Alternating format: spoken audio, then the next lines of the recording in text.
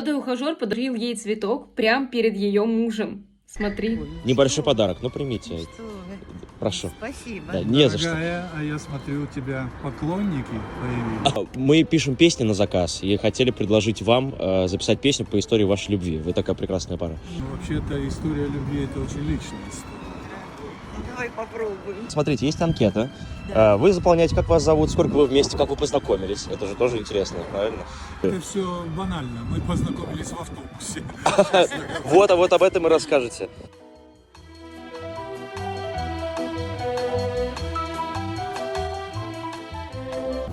Красивая мелодия. Красиво. Он помнит тот вечер, огни площадей. Ты в старый автобус летел, остыла. Про автобус вставили. Стала Анатолий, на миг все Ну, и имя Анатолий.